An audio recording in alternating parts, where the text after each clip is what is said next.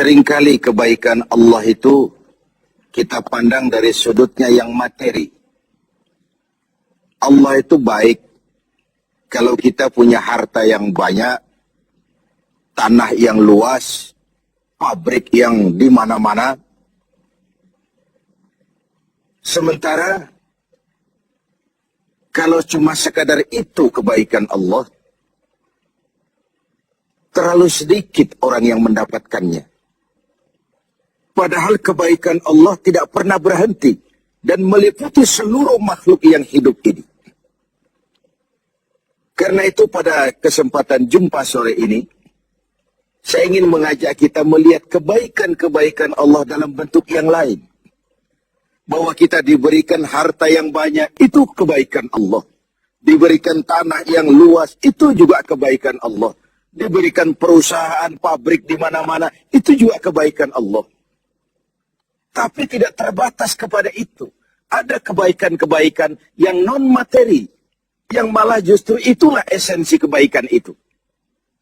Mari kita renungkan sebuah hadis, di mana baginda Rasul bersabda, Arba'atun, man u'tiyahunna, faqad u'tiya khairat dunya wal akhirah. Ada 4 hal. Siapa yang oleh Allah diberikan ke-4 hal ini, sungguh dia telah diberikan kebaikan dunia dan sekaligus kebaikan akhirat.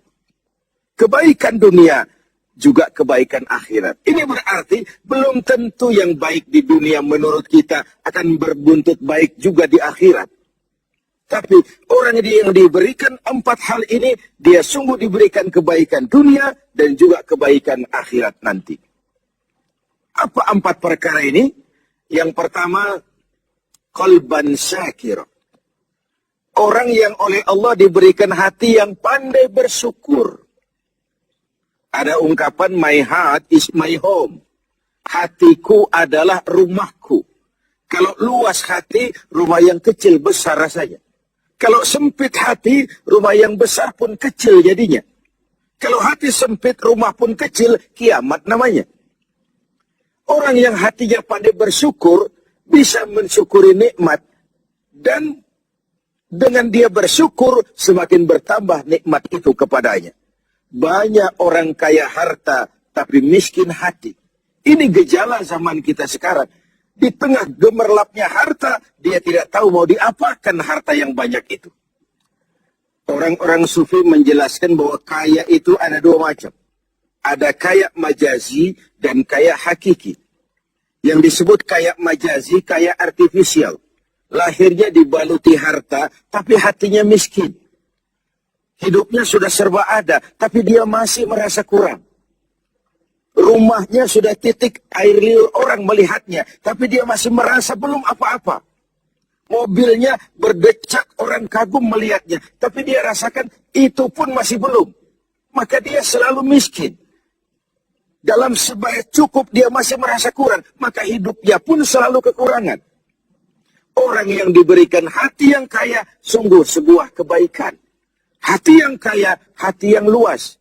Kalau hati luas, tandanya 2, bisa mensyukuri nikmat dan tidak mengingkari apa yang diberikan Allah kepadanya. Tapi orang yang hatinya sempit biasanya tidak pandai mensyukuri nikmat. Dan lebih celaka lagi ini, tidak senang lihat orang lain mendapat nikmat. Orang seperti ini, ya susah gemuk. Sudah tidak bisa mensyukuri nikmat, tidak senang lihat orang lain mendapat nikmat. Tetangganya beli televisi saja dia demam. Nanti tetangganya beli sepeda motor, dia makin gawat. Masuk rumah sakit. Di rumah sakit dengar tetangganya beli mobil, mati dia. Disiksa oleh perasaan sendiri. Begitu orang yang miskin hatinya. Orang yang diberikan hati yang pandai bersyukur, sudah diberikan kebahagiaan dunia dan kebaikan akhirat. Ini yang pertama. Yang kedua, walisanan zakira. Orang yang diberikan lidah yang pandai berzikir. Menyebut nama Allah dalam artian yang seluas-luasnya. Tasbih ya zikir, tahmid ya zikir, tahlil ya zikir. Tapi ada fenomena lain. Melihat apapun yang mengagumkan, dia kembali kepada Sang Maha Pencipta. Itu pun zikir. melihat semesta jagat raya, melihat bintang gemintang bertaburan di angkasa, melihat lautan luas terhampar biru membentang, melihat gunung tinggi menjulang ke angkasa, semuanya mengingatkan dia kepada Allah. Itu pun zikir. Diberikan lidah yang pandai berzikir, mengingat Allah dalam segala keadaan. Dan bukankah Islam mengajarkan seperti itu? Dari hal-hal yang paling kecil, memulai pekerjaan, bismillah. Melihat sesuatu yang hebat, Masya Allah. Melihat sesuatu yang luar biasa, subhanallah. Terkejut, astaghfirullah.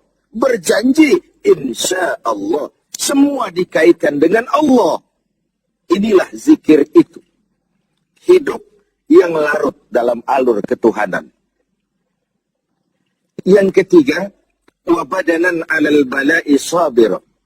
Beruntung orang, diberikan kebaikan orang, kalau dia dikaruniai badan yang tegar menghadapi bencana, tegar menghadapi cobaan, kuat menghadapi tantangan. Tantangan itu penting. So, kalau tidak ada tantangan, kita akan tidur. Cobaan juga kita perlukan. Tapi kalau kita tidak sanggup menahannya, larut oleh cobaan itu, kita akan kalah karenanya.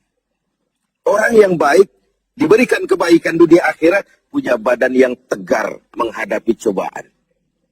Apa cobaan Allah? Dua macam. Satu ayat menjelaskan, وَنَبْلُوكُمْ بِالْخَيْرِ وَالشَّرِّ. Kami akan coba, kami akan uji kamu dengan yang baik dan dengan yang tidak baik. Dengan yang enak dan dengan yang tidak enak. Dengan yang menyenangkan dan dengan yang tidak menyenangkan. Bukan cuma sakit cobaan itu. Sehat pun ujian. Bukan cuma miskin ujian, kaya pun cobaan. Bukan cuma tidak punya jabatan cobaan, naik pangkat pun ujian.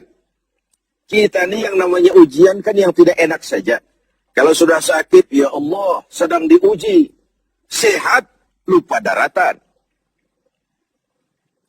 Miskin, ujian. Setelah kaya, lupa bahwa itu juga ujian. Fenomenanya apa? Banyak orang lulus ketika diuji dengan kemiskinan. Tapi gagal berantakan setelah diuji dengan kekayaan. Ketika miskin dia hamba Allah. Setelah kaya dia pindah menjadi hamba harta. Belum pernah ada orang datang mengeluh, Pak Ustadz, saya sedang diuji oleh Tuhan. Kenapa Pak? Uang saya sedang banyak. Belum pernah.